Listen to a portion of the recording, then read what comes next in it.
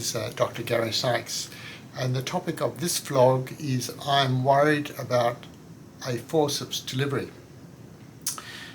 Historically, the large majority of operative vaginal deliveries were with forceps.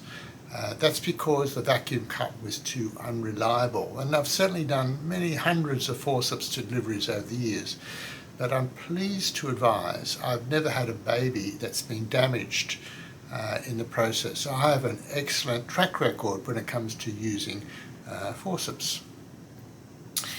In the past we did a lot of more difficult forceps delivery, and that's because an operative vaginal delivery was preferred to a cesarean section. Now that's changed, so if it's likely to going to be a difficult vaginal delivery, then we certainly would these days be recommending a cesarean section instead.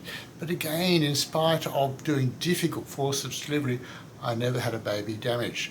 But I do know of many cases where a baby has been traumatized through forceps. They're a very dangerous instrument, and you need to have excellent training, excellent experience, and excellent respect for it. You've got to know its limitations. People have applied forceps incorrectly.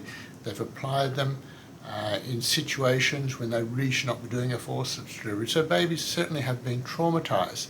So I think a lot of it has to do with the experience, expertise of the accoucheur. That is the person doing the delivery. But if you have someone such as myself who highly trained, highly skilled, lots of experience, then you don't need to worry. But to turn it around the other way, my preference these days is to vacuum rather than forceps.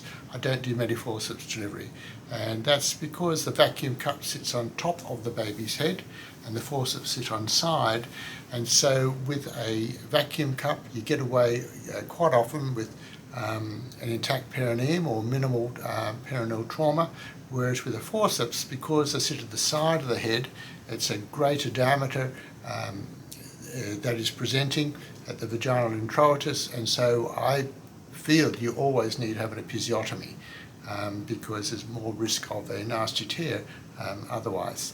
I hope that information helps and look forward to speaking to you again soon. Bye for now.